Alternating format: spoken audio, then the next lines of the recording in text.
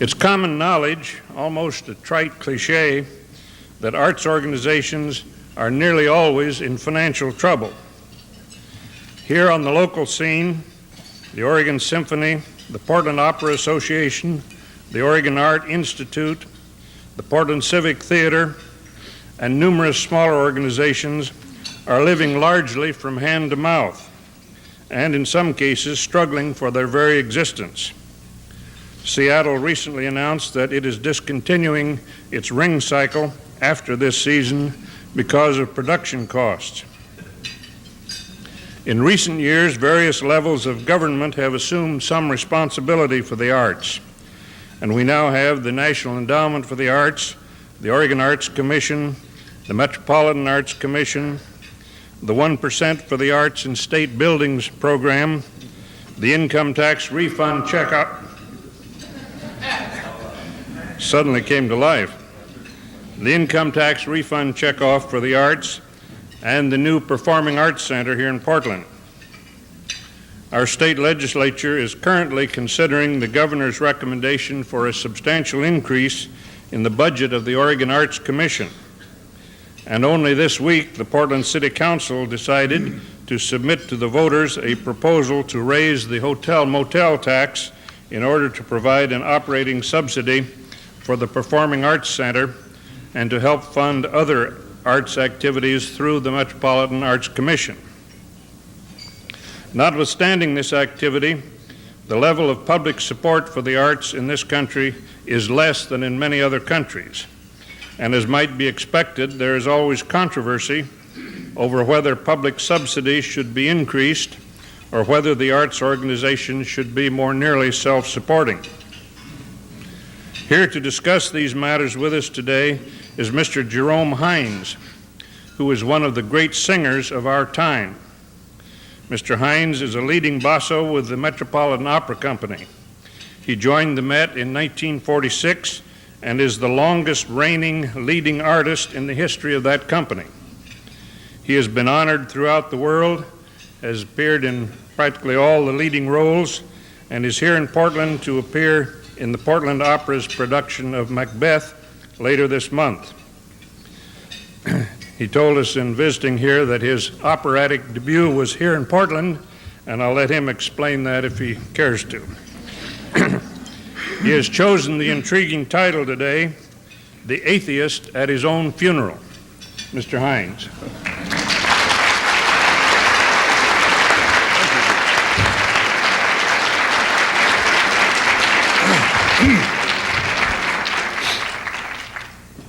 It's true, I have had a long history of association with Portland, Oregon. In 1940, in the spring, I received my first contract to sing professionally in music. It was with the Civic Light Opera Association. I don't know if it even exists anymore, but they used to tour up and down the West Coast. And we were doing Pinafore with John Charles Thomas as the captain. Melville Cooper, that old butler in the movies, was playing the part of the admiral, and I was Bill Bobstay, who says, "He was an Englishman, for he himself has said it," that kind of thing. How many of you heard me sing that? Anybody? Well, the tour opened in Portland. And so my professional musical career began right in this city. 6 months later, at the age of 19, I had received my first opera contract with the San Francisco Opera. And they would tour up and down the coast, and I believe that our opening performance was here in Portland. So I made my opera debut in this city. And then I came back about 1954 and did Don Giovanni with your local company. And it was such a success that it took them 33 years to get me back again. So here I am, somewhat battle-scarred after 46 years of opera, 41 of them at the Metropolitan. Battle-scarred, but somebody said about retirement. I said, I hate the word retirement for one reason. It means it's going to be the day they bury me. So In fact, when I celebrated my 40th anniversary at the Met last year, my comment to the audience was, I said, I have one regret about tonight. It'll be 10 years again before we can have another occasion like this. I hope you all can make it. So anyhow, whether I'll make it myself or not is not important. It's just that the attitude is important. But now I'm here to wear another hat, and that's on the other side of the opera business. That's the producing end. Now, I have been for about 3 years a member of the New Jersey State Council on the Arts. That has been an experience. Now, you said you put in about 8 years on your local council. I hope you had a happier time than I'm having at the present. I must admit one thing. I describe myself as living in the eye of a self-inflicted hurricane. So if you don't want to get blown away, don't get too close. Well, if there's no trouble, I seem to make it. And maybe that's why my experiences with the Arts Council have been a little bit stormy. But we have a very peculiar situation in New Jersey that no other state in the Union has. Now, all states, you all have your problems. But in many cases, the problems are unique. Ours is certainly unique. If you live in Essex County, which is the largest county in New Jersey, the richest county and the biggest county, you get in your car and in 25 minutes, you're in New York City. We are a suburb of New York City, the biggest county in New Jersey. If you go down to the capital of New Jersey, you go to Trenton, you go to Princeton and Camden, in 25 minutes you're in Philadelphia. We are sandwiched in between these two giants. I was just talking to one of the biggest corporations in America last week, asking for funding for a project. Mr. Hines, he said, our funding for the arts, we're down here in Camden, we're interested in Philadelphia. A New Jersey organization based, well, we got Philadelphia. The president of the Metropolitan Opera Board for years was a resident of Princeton, New Jersey. Everybody thinks New York, everybody thinks Philadelphia. So, New Jersey has never emerged with its own identity. Now, I have not seen the inside of your theater here, but I'm sure it's a very beautiful facility. New Jersey is the third richest state in the Union, and we have nothing to match these kind of things. I go all over the country. I see the most magnificent structures. We don't have them. And our governor just recently announced, we are going to hire a consultant to come and decide on a site, and we're going to build a great cultural center. You should have seen or heard the screams of protest in the papers about the wasting of people's money to build a cultural center in New Jersey. Now, this sounds ridiculous, but we've got one thing that is fabulous, and I hope you've got the same thing beginning to happen right here, because it sounds similar. We have a governor called Thomas Kean. Before he was governor, he was the head of the Parkway Commission, and they were running a big outdoor theater there. And he called me up one day when he was head of that commission. He said, gee, he said, you've just broken the Met record for 35 years at the Met. He said, I think that something should be done about this. I want to produce a big evening in your honor at that theater. And you pick the program, you choose the artists, and we will honor you. And then he called the governor at that time, Governor Byrne, and says, make this Jerome Hines Day for New Jersey. I mean, he was really going out, and he called me, and we had lunch together, and I picked the program, and I recognized here was a man who adored opera. He had first seen me in Don Carlo when he was 12 years old, up in Boston. He was a fan. He was a patron of the Metropolitan Opera. And lo and behold, a year or so later, with a real cliffhanger of a campaign, he won the governorship by, I think, about 1,800 votes. For 3 weeks, we didn't know if he was governor or not. It was so close. When he ran again last year, it was the biggest landslide in the history of New Jersey. It was an incredible victory. Everybody was rocked on their heels. It's been the most fantastic governor probably that New Jersey has ever seen. Well, certainly for the arts. When he came into office, the Arts Council was receiving $2.1 million. That was a little better than you're doing right now here, I guess. Now, Tom Kean has been in office 5 years. By next July, he will have increased our funding for the arts from 2.1 million to 16.6 million. Now that is something very special. I hope you have a governor that loves the arts like we do.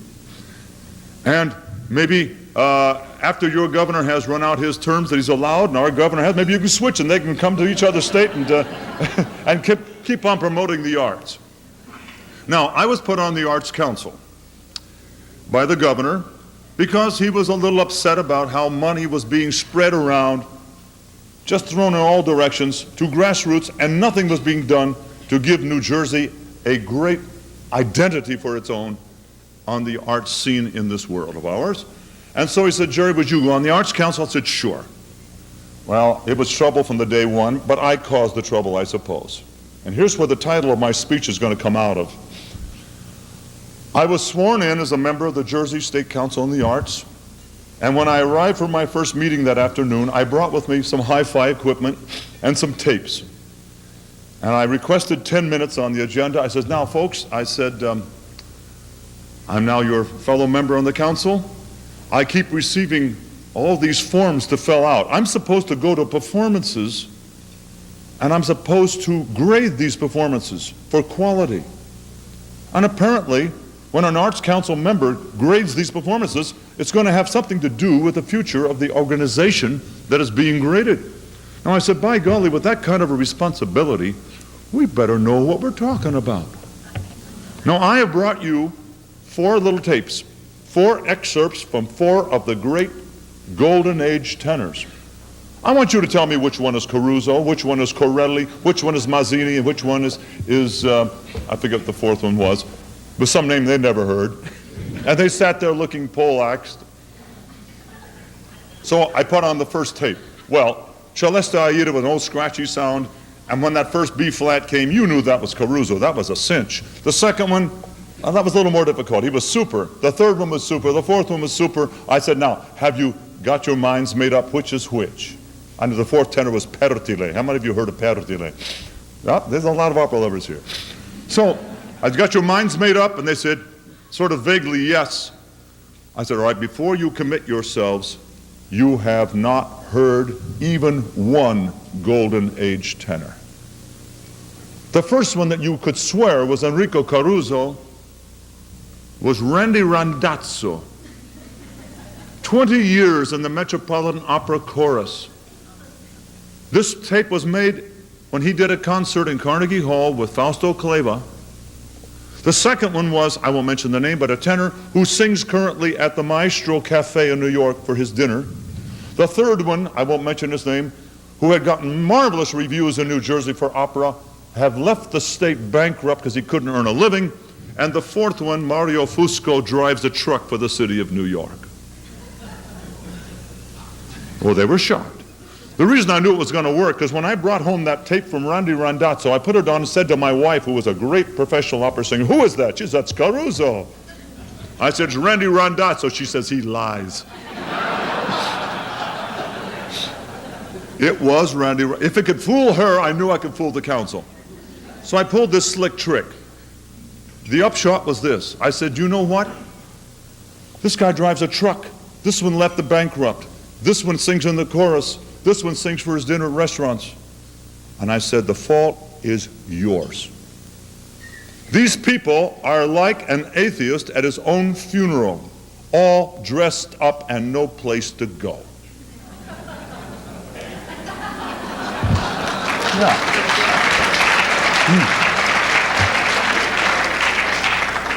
Now, how much more time I got? I don't want to make this too long. Plenty. Huh? All right. Plenty. Now, I was called upon about 12 years ago to go and testify before the Appropriations Committee for the United States Legislature in Washington, D.C. Who did I follow but the kind of person that all of our arts councils follow? This was the head of the National Endowment. This gentleman got up and made a great speech telling the legislators what a wonderful job the NEA had done. He said, you're giving us all these millions, and look how we've spent them. Look at these hundreds and thousands of students that we have sent on Fulbright scholarships to Europe. American singers are now considered the best trained singers in the world, and that's the truth. American singers have the reputation of being the best trained singers in the world. And by the time he got through, everybody's saying, gee, what a wonderful job we have done.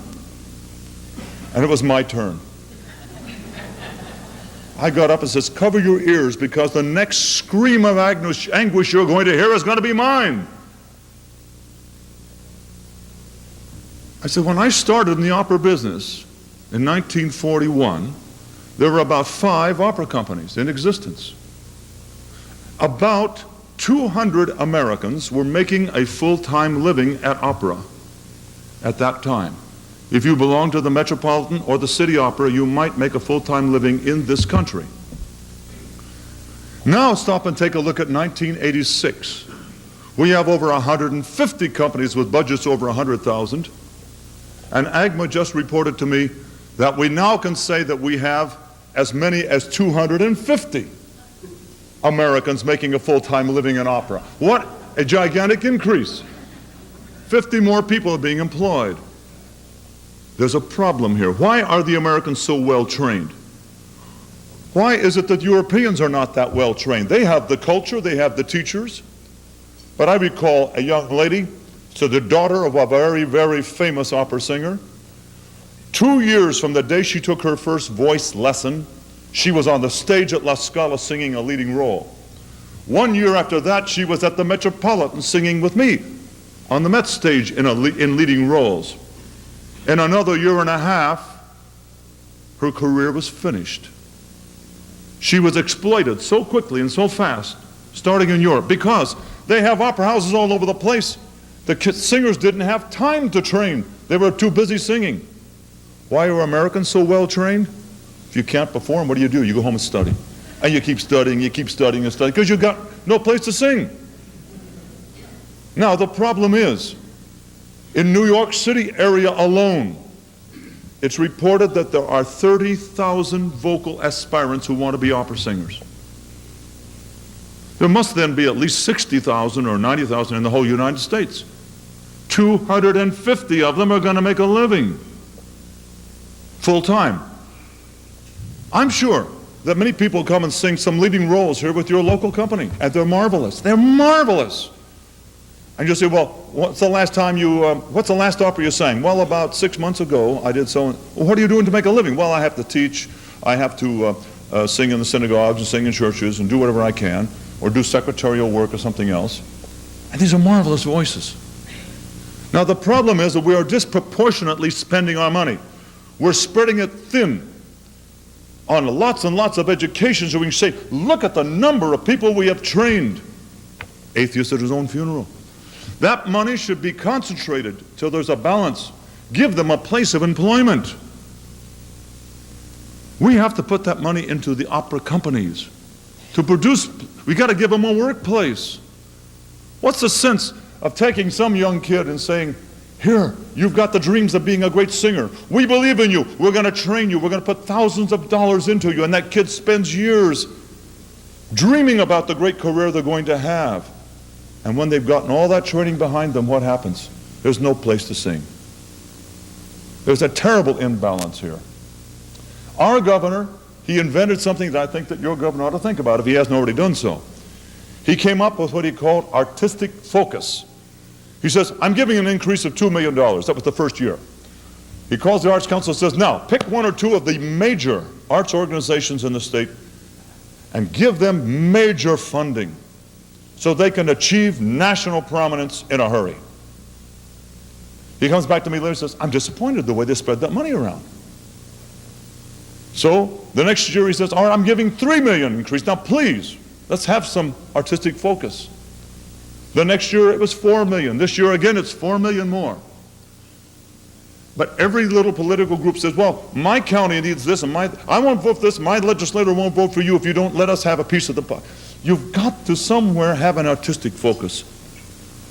Our governor's philosophy came out of a meeting one day when we had $1 million blocked in legislation, and I had organized the 7 major arts producing organizations in the state, and we went down on a rally on the steps of the State House and demanding that $1 million back.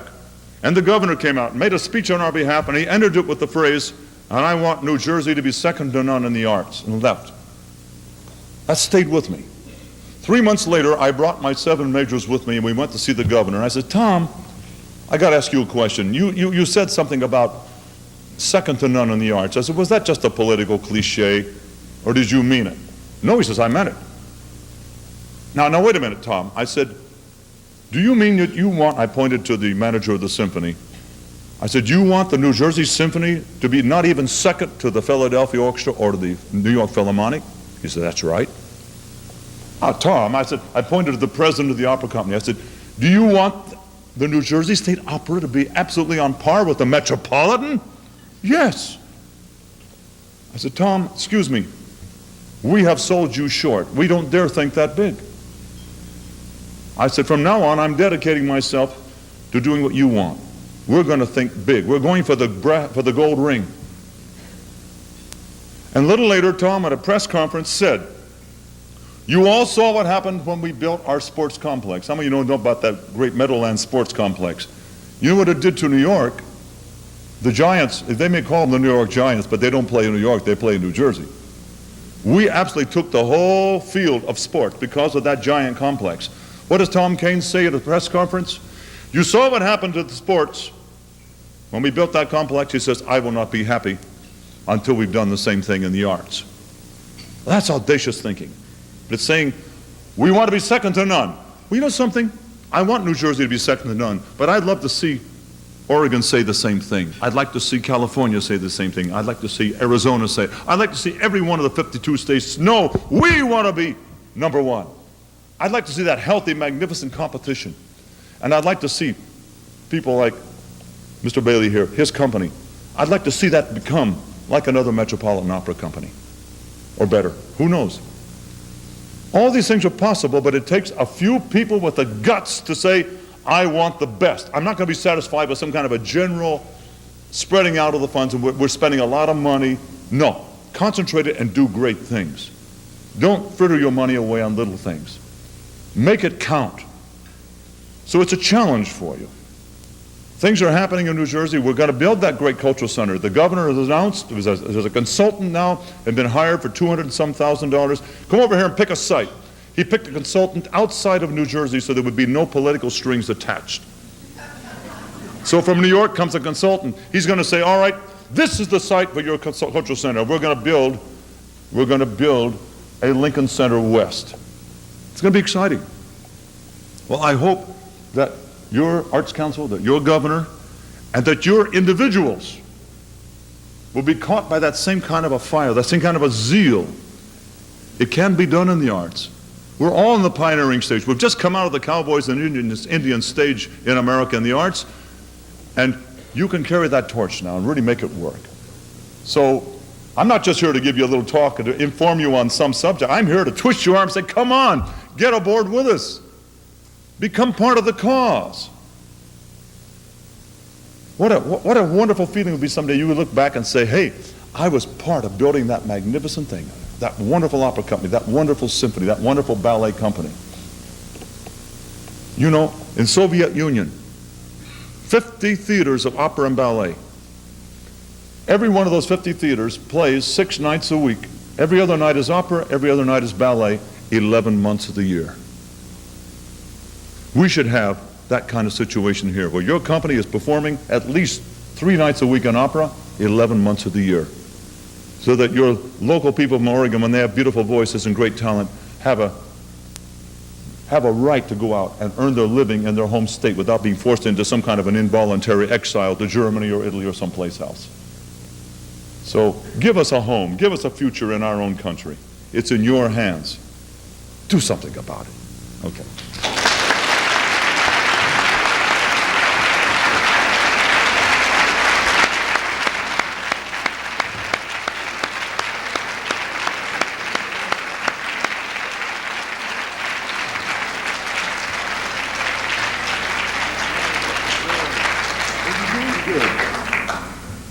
Thank you very much, Mr. Hines. I'm sure you realize that the applause you just received indicates the inspiring nature of your message, and we'll certainly look forward to hearing you in Macbeth in the next few days.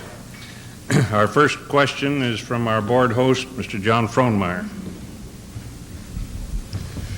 Mr. Hines, when we go to the legislature of Oregon and ask for more funds for the Oregon Arts Commission, we say, Oregon has limited funds, a depressed economy, we need more money for education, we need more money for housing, we need more money for social services. We even need more money for weed control. How do you respond to those? Let me at it. I have faced that legislature. I faced that legislature for the first time 10 years ago. They were about to bulldoze down the Wrecker's Ball for the only one great noble old hall in New Jersey, Symphony Hall in downtown Newark, the neediest city in America. Built in 1925, 3,400 seats, a magnificent old structure, about to come down. I was told if I could get $100,000 a year out of the legislature, that the mayor would come up with $140,000 in services. I went down to the legislature and they told me, look, there's a recession. Maybe next year. But you know what? We got it. But let me tell you what I think was one of the thoughts that turned the course of it. When I went to testify before that Appropriations Committee, the people before me, one was speaking out that they needed money for handicapped, another for prison problems. Oh, the things that they were bringing out that just tear your heart apart. And I felt almost guilty getting up and saying, hey, we need something for culture here, you know. These things are basic for survival. And then it struck me. I said, you know, I know a man named Jan Baer. Jan Baer was one of my coaches at the Metropolitan Opera. A short, cheerful, little Jewish fella who had committed the crime of being Jewish in Nazi Germany. And he was in a concentration camp for 2 or 3 years. He was one of those that survived it, the hunger, the starvation, and was probably just a living skeleton by the time that the Allies moved in and liberated them. And the day that they were liberated, they were being brought down this giant corridor into a giant mess hall, and they were going to receive their first decent meal in 2 or 3 years. Can you imagine the emotions in those people's heart? Food. And Jan was with this crowd of Jewish inmates, rushing, pushing, stumbling down the hall to get to the food, and Jan Baer saw a piano. And he stopped, and he had to sit down and play that piano before he would eat. Man does not live by bread alone. That's what it's all about. You know, government is much concerned with survival, existence, survival. But is that what you want from life? If you just told me, I'm going to let you barely survive for the rest of your life, that's, oh, come on. Who wants that? I'm going to give you 4 walls to live in. Well, I want to put a picture on the wall. That's art. Everything that decorates, I want a landscape. I want to make it a home instead of a house. That is what art does. It gives you the quality of life and makes life worth living. So somebody's got to educate that legislature that we want to do more than just survive, okay?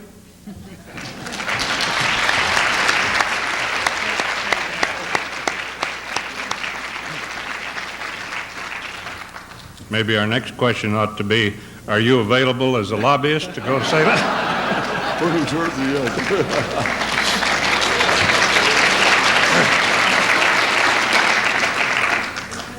We're now open for questions from the floor, and I'll let Mr. Hines handle them himself as he does so ably. My name is Arnold Kogan, member of the club. Mr. Hines, one of the innovations that we've seen in several opera houses and here in Portland is the use of super titles. Yeah. And we've been fans of Portland Opera for many years and now enjoy the super titles. Can you tell me what your my feeling is about your super feelings? titles. And my second part is, when is the Met going to have super titles? I wish they had them today. I wish they did. I had my first experience with super titles beginning at the first part of last season It was up in Canada, and since that time, I have not done an opera production except the Metropolitan without super titles. The Metropolitan is the only one we've done without super titles. Everyone has had super titles, that's what I'm trying to say. My first reaction was, I was singing in Faust. Naturally, we sing it in French, and I'm going along in the Kermesse scene, in the garden scene, and I hear a big horse laugh in the audience. What happened? Somebody's pants split or something happened? What happened? And I just read, oh my gosh, I just said something funny. I had never heard the audience laugh before. And right then and there I said, hey, I like this. They know what's going on for a change. And then I began reading the reviews, and the papers would say, well, people I talked to in the audience, they seem to like it. I guess it's okay. And then it came around to the question of opera in English. Well, every time I've done an opera in English, Metropolitan or any place else, this is what always happens. You start rehearsing, and everybody's doing just fine. You get your first rehearsal on the stage with the orchestra, and the stage director and the general manager come up screaming and tearing their hair. I can't understand a word from you people. Here, get them a coach. Give them some more lessons on diction. And we suddenly go into intensive care. And no matter how intensive the care is, nobody understands a word we're saying. Why? Because you're in a theater with 3,800 seats, an orchestra of 100 pieces down there playing like a brass band, and you're supposed to understand what's going on? Well, I did my first opera in English with surtitles in Cincinnati last summer, Magic Flute. And I think I caused some raised eyebrows because I present double standards. One of the double standards today is people say, I don't want any kind of censorship. And then the minute you agree to that, then they'll say, well, accept the censorship that I want. For example, now you can use any four-letter word on the stage that you want, but you can't say anything that has any kind of racial undertones or any kind of anti-women's lib overtones, all these kind of things. There's a new censorship. With the result that when you do Magic Flute, the Moor cannot be played with a black face anymore, although that's what it was. All right, I'll buy that. But then there was a line where Mozart put in there, by man your course must be decided, for by herself a woman is misguided. Uh-oh. They said, change that line. I said, do you mean to say that I cannot portray the truth of what Mozart was saying? I mean, he may be wrong, but you have to rewrite the opera now? This is censorship. I said, blast it. I said, if it's something that's unpalatable, let it be unpalatable, but let them know what the truth is. And so this is put up on the surtitles. Well, the critic mentioned the next day, he said, well, with surtitles, you can't get away with this kind of stuff. You hear the truth. It would have been lost. Those words would have been lost with the music covering it. And she says, it's a little bit ridiculous what he said, but he says, we might as well know the truth about it. So there's truth in this advertising that goes up there in those surtitles. And so I think it's kind of fun, because if an opera has a stupid libretto, you might as well know it's stupid. And some operas do. And some have marvelous librettos, you might as well know it. And so I think that your enjoyment of opera is enormously increased by knowing what's going on. So I'm totally in favor of surtitles, and I wish to heaven the Met would get off its you-know-what and do something about it. Okay. Doug Davis, City Club member. I want to get a little more in the way of this hurricane that you're in the middle of with the State Arts Council, and to tell you that we've learned in Portland recently that you cannot build a new arts cultural center without having arts organizations to perform in it. And I'm very curious about the Arts Focus program, and of course, can you share with us any more about that in terms of, have you found any kind of magic formula for deciding where that focus should be, what organizations and so forth? Well, there are problems with this. We have a governor who definitely wants things focused. He wants to achieve national prominence for New Jersey. And we have an arts council that represents people from every part of the state. South Jersey, which is very thinly populated, Central Jersey, North Jersey, and all in between. And the first year, out of that first $2 million increase, only 40% of that went to this group of 7 major organizations. And they were by far the majors. There were just nobody coming anywhere near these people. And the governor expressed his concern to me that he was disappointed how that money was being distributed. So when he put me on the council, I began to tackle this problem and try to twist the arms in the council to start giving some attention to the major groups. And that's where I met this major resistance. Now, to the point where I called a special meeting with a couple heads of the council and the governor. I said, look, this is what the governor wants. We don't believe it. So I brought them to the governor, and he spelled it out clearly. I called them back a couple months later and said, well, the governor apparently is very happy with what we're doing. I says, why? Well, he hasn't said anything to us about the way we distribute the money again. And I added it up, and this time it was a $4 million increase. Only 17% went to the 8 major groups in the state. The governor's reaction was, what are they doing with the money? Come on, he's getting upset. There's got to be ways of politically making this thing work. Now, our governor is working on that problem, and I think coming up with some solutions that I can't share with you at the moment, but things are going to happen. There's got to be a focusing of these things. Now, there is a difficulty because an arts council does represent the whole state. There's the problem. They represent the whole state. And so the first thought is, well, what about such and such a county? Now, that county may only have 350 souls living in it, but they'll say, well, we want an opera company, this kind of thing. It just doesn't make any sense. What they've got to realize is that you're part of a whole. You're part of the state of Oregon.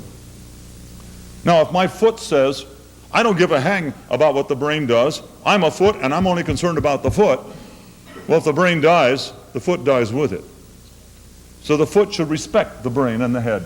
So I think that we've got to do is say, let's first of all make the state of Oregon great by concentrating our efforts. Try to educate, this occasion now, not educating the legislature, educating the Arts Council, which distributes that money. Educate them the idea that first you go for the big prominent things that give your state a nationwide reputation. Then everybody in your state gets proud of what Oregon is doing, and that stimulates the growth in all of the smaller sectors on those subjects. If I go to the Soviet Union, almost every young lady you meet in the Soviet Union says, oh, I always wanted to be a ballet dancer. Why? Because they've got the reputation of being the greatest country in the world for producing ballet. But it's on a national scale that they're famous. That means that everybody then aspires to it. Everybody's proud of it. You've got to start by focusing the effort first. And also then you've got to educate, as I said, you've got to educate your legislatures, you've got to educate your corporations, and you've got to educate the Arts Council itself. And I perceive this as the major problem, really. On our scale, I don't know your local politics and things like this, but really focus in on your major organizations and put them into orbit first. And then it'll just drag everybody with them. Next. Richard Sandugal, club member and a Hines admirer since I saw your commendatory at the Met in '47. My goodness. I have a question.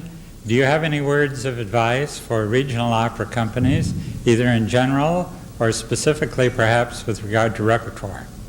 Any advice for opera companies? Mm-hmm. Well, you should ask me that question, I should say, about 1 year from now, because I am, in a sense, starting an adjunct to an opera company. I'm starting an institute. It's called the Opera and Music Theater Institute of New Jersey. We have been given almost $1 million by the Board of Higher Education that we are to produce a hybrid between sort of a super graduate level training program and the bridge to the professional stage. We're going to accept the highest quality people from around the whole country. We're going to take 20 singers, 2 conductors, 2 stage directors, and 1 person for administration as apprentices, and we're going to produce a minimum of 3 operas a year. And my staff is a staff like you couldn't expect to find anywhere in the world. We just had our big press conference 2 weeks ago. The head of my drama department is Frank Corsaro, that notorious one from City Opera and Metropolitan and all over the world. The head of my voice department is Marilyn Horn. who will be structuring, she's not going to be teaching voice, she's going to be structuring the department, picking the teachers and the curriculum and so on. And Henry Lewis is going to be our conductor in residence. And Tony Randall is going to stage operas with us and help us put this thing together. This is kind of a team that's going to be spectacular. Now, I'm going through the throes of, I'm going to have to go and study with Bob Bailey here how to run an opera company. Every time I meet a company head now, I say, how do you do it? And Marilyn Horn is doing the same thing. She's been riding to San Francisco with that great opera school up there. She says, you're the greatest school around. How do you do it? And each one of us is doing our homework. And so we will be able to give advice somewhat on that subject, but it'll be about a year from now that I'll be, let's say, in a position to speak. And I would say, first of all, though, do things. All right, I'll give one piece of advice. Look at a man who you could hate or you could love, but he was a genius, and that was Rudolph Bing. Don't look at what's happening to him right now, but look at what he was. Rudolph Bing was the biggest prima donna on or off the stage. He did the most daring things, but it was brilliant. He wanted to inform the public that they needed new money, big money, or they were going to go bankrupt. So what does he do? The opening performance, opening night I think it was, of La Forza del Destino, Fritz Steed conducting, and in the middle of the overture the music stops. Rudolph Bing walks on the stage. The silence you hear is going to be here all year next year if you don't come up with another $500,000. Boy, is that bold. Then he fires Maria Callas. The Callas fans are ready to lynch Mr. Bing, and he hires an unknown singer called Leonie Rizanek to come and sing Macbeth in her place. Now what does Bing do? He says, I just knew that the American public was going to be so furious with me because of what I did, but I understand the philosophy of Americans for the underdog. So what did he do? He calls the guy and says, here, I'm going to pay you. When she finishes her first aria, I want you, before the audience can move a hand, I want you to yell as loud as you can, Brava Callas. And that's just what happened. She finished her first aria, Brava Callas!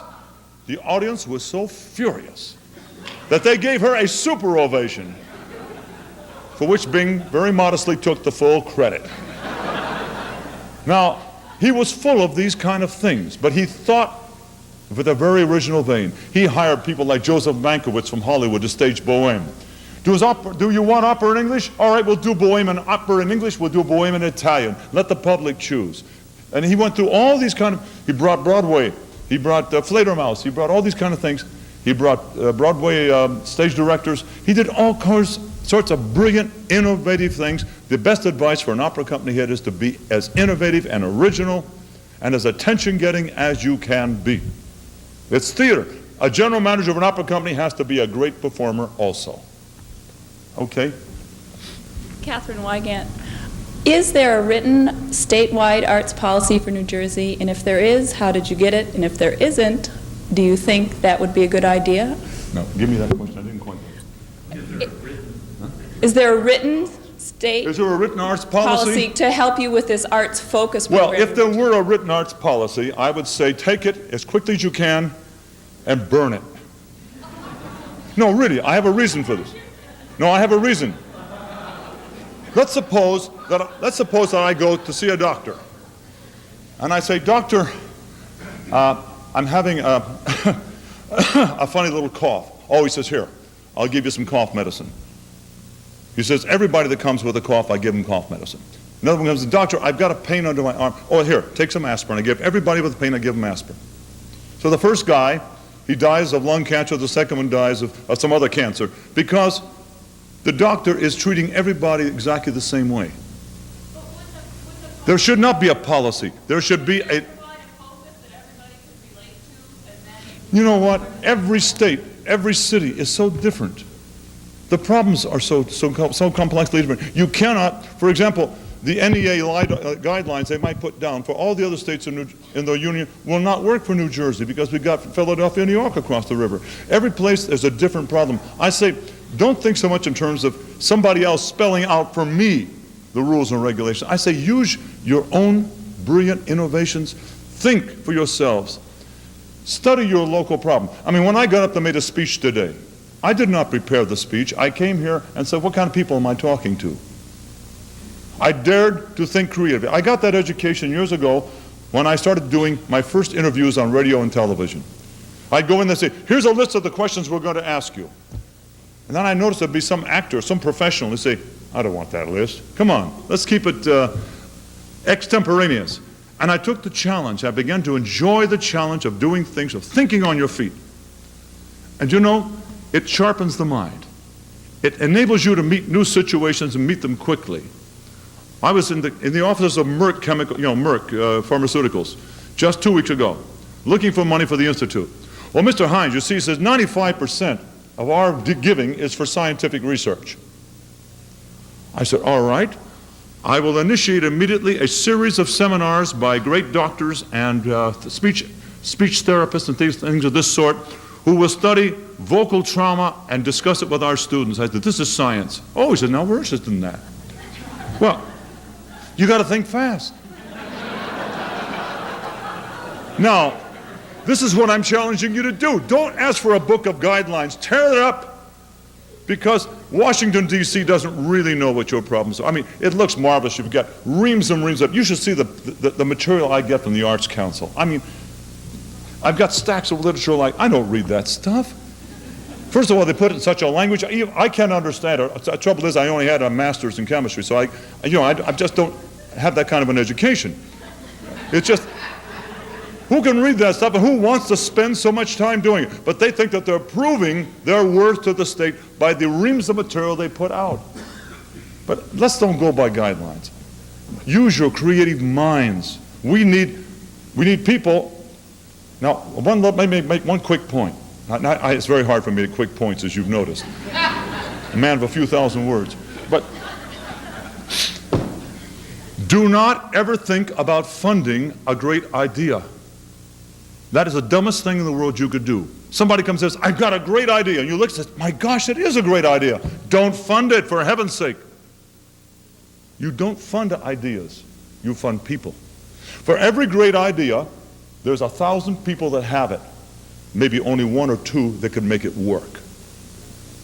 I wrote a book called Great Singers and Great Singing. This book, I have 40 interviews with 40 of the greatest singers in the world. Pavarotti, Domingo, Corelli, Gedda, Horn, Sutherland, Pierce, you name it, they're all there. And when that book came out, a couple of colleagues came to me over there and says, you know, I had that same idea 10 years ago. You did? Yeah. In fact, I even interviewed Richard Tucker. You did? When did they publish your book?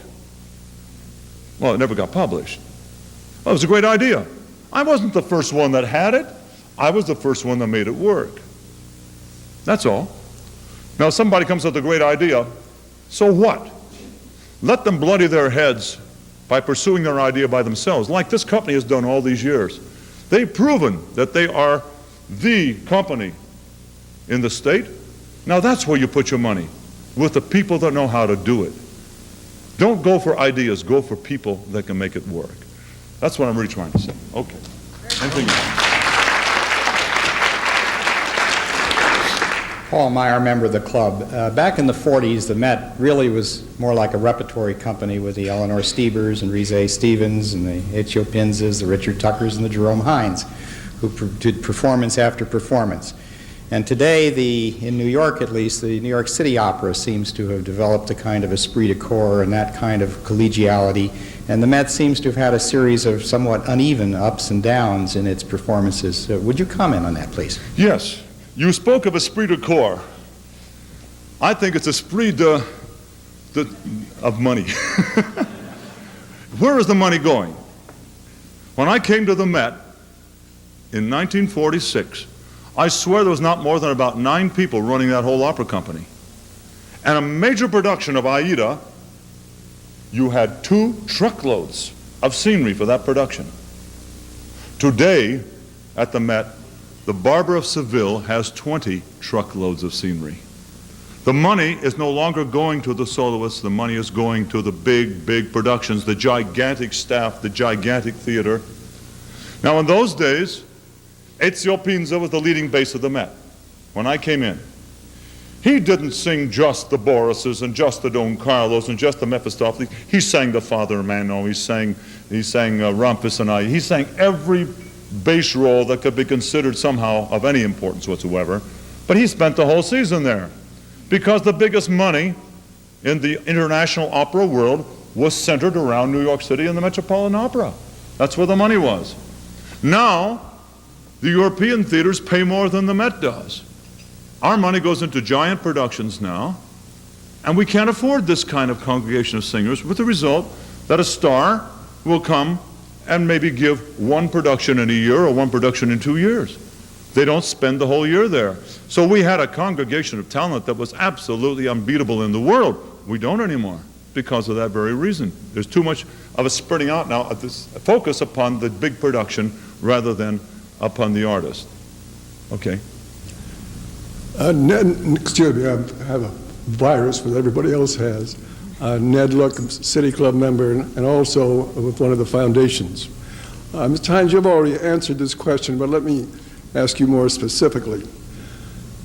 Following up on your thought of an atheist at his own funeral, there's many of us who are trying to segregate the different applications that come to us that realize that we're really faced with triage in our cultural support. We have, many of us are saying, or we're being told by many, too many theater companies that we can support in Portland or in Oregon, too many ballet, too many chamber music, too many opera, and we've got to make the choices that you're talking about.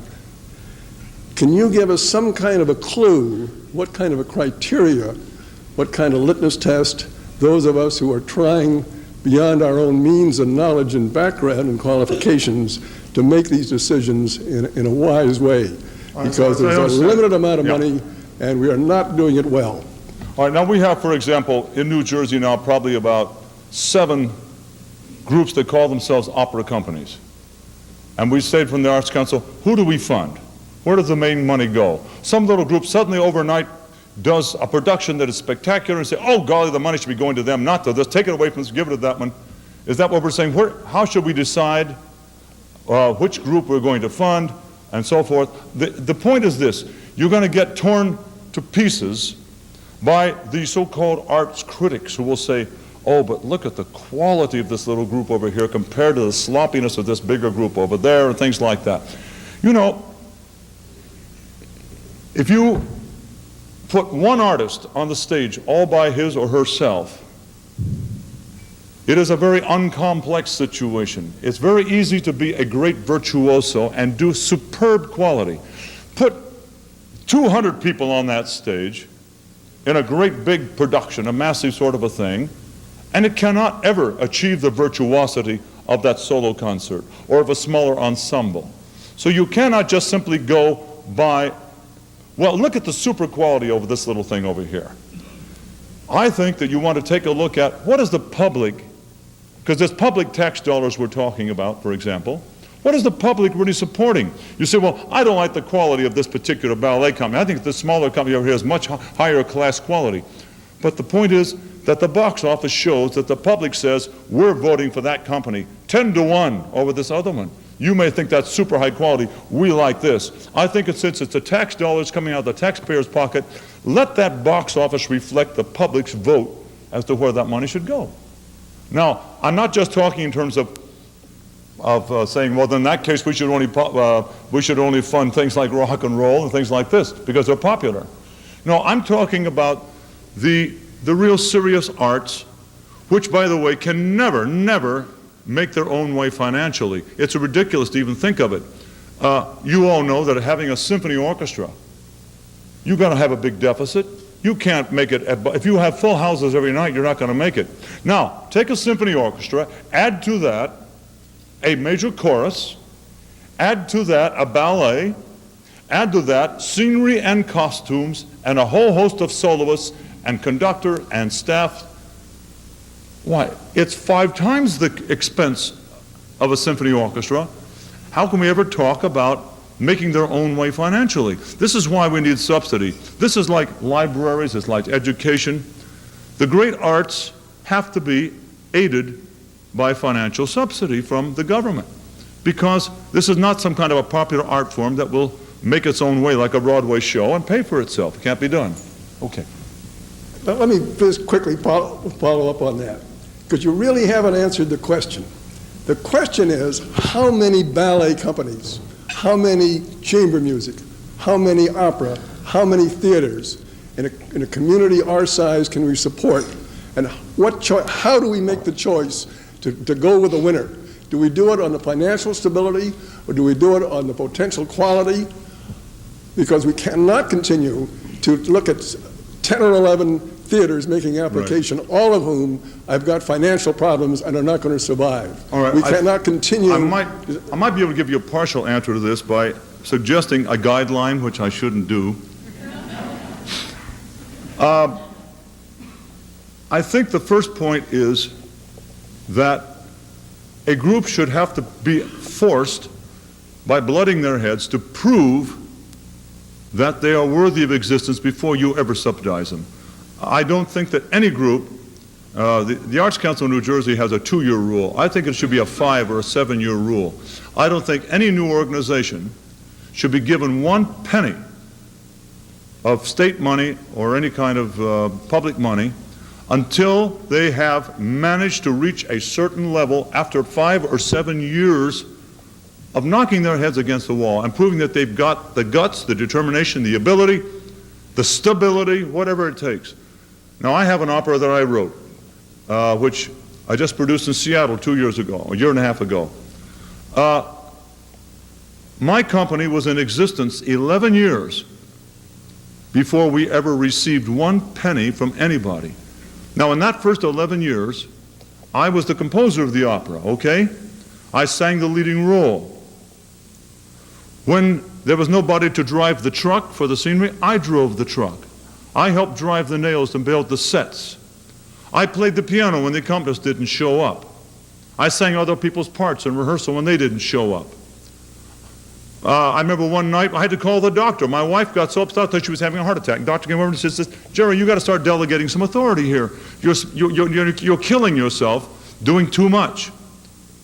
But after 11 years of beating our brains out against the wall, doing it entirely by ourselves, and getting good results and getting good attention from all the press and everybody else, after all that time, then suddenly Lilly Foundation walks in and gives us $110,000.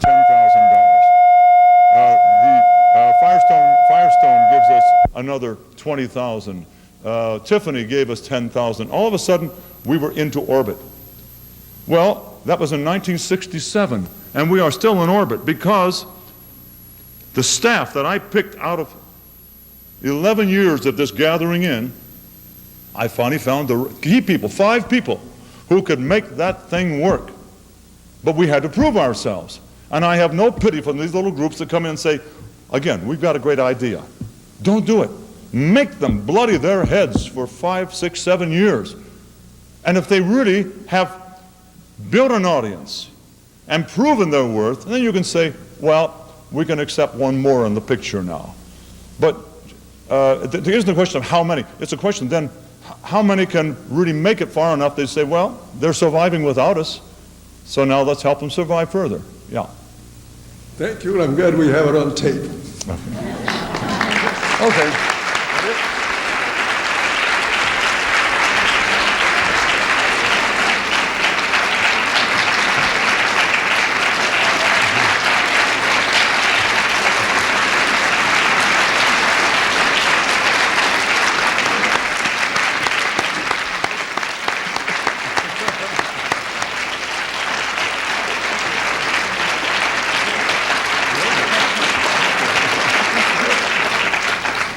I thought they were all leaving. You can tell Mr. Hines is accustomed to standing ovations. It would be fun to let this go on all afternoon, and or at least as long as Mr. Hines would tolerate us, but we have to bring it to an end. So we thank him very much. We certainly look forward to hearing him in performance, and we appreciate very much his bringing this message to us. We're adjourned until next week.